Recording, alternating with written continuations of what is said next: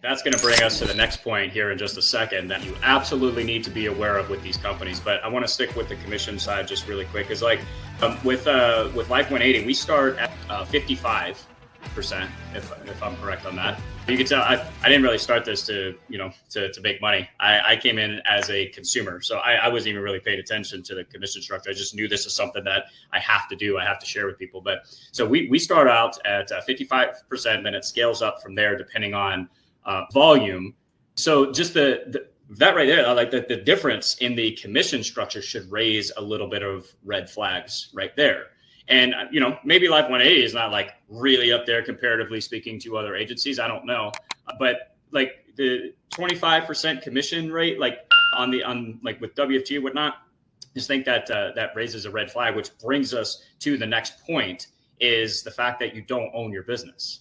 Yeah. Right. So what you were just saying, Matt, is that you're in companies like WFG and GFI, whatever, you're not actually directly contracted with the carriers, right? That sell the IUL.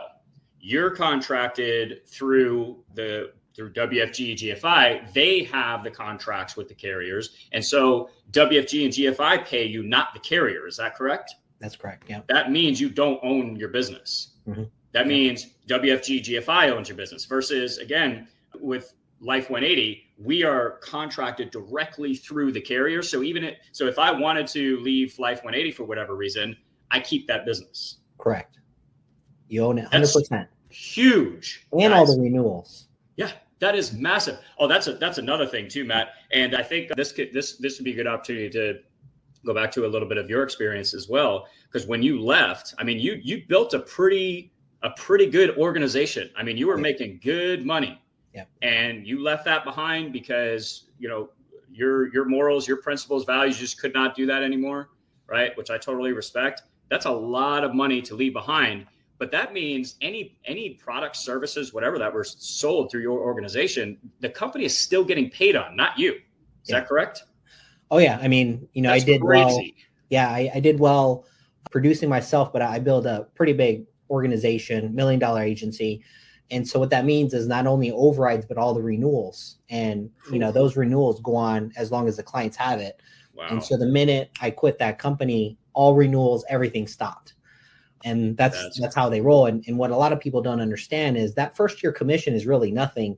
It's the years and years and years of the renewals that make all these companies rich. Right. And what happens is because they own your book of business, a lot of these companies, they'll give you like 1% while they're getting like 4 or 5% of the renewals. They'll give you a small change because the reason why they do that is so you can technically say, oh yeah, I get renewals. Right. So as a recruiting aspect, when you get asked, well, do you get renewals? You could say, yeah, but the agent doesn't realize it's like a small fraction of what you could get. So there's a big confusion in the industry. Like GFI, they left WFG to start GFI. Mm-hmm. Eric Olson was a top performer at WFG. He left and he started GFI. And the way they're recruiting is they're saying, hey, you come over here, you own your book of business. Well, technically that's not correct. What they mean is you own your code number under GFI, meaning that code number, you can sell it to another agent, but it has to be within GFI. But outside of GFI, that code number means nothing. So technically you don't own your book of business. So just be careful. If you hear, oh, well, they said I own my own book of business, it's only within GFI. Yeah. It's not like the industry. So when you see their videos about becoming an entrepreneur and starting your own business, do you actually own your own business? No. Or are you just an independent contractor or sales rep for the company? And look, if that's something that you're okay with, by all means, go for it. But I don't think a lot of people know that. And I've seen it right in the GFI contract because I was following the WFG GFI lawsuit a little bit.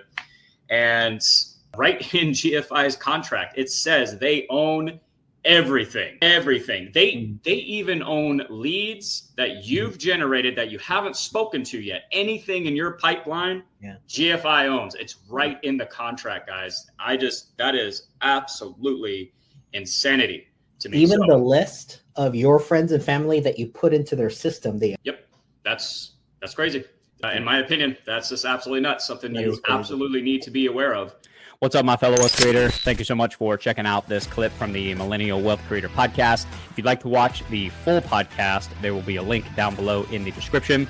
Make sure to also check out the additional tools, training, resources that I have in the description as well, just to help you along your journey.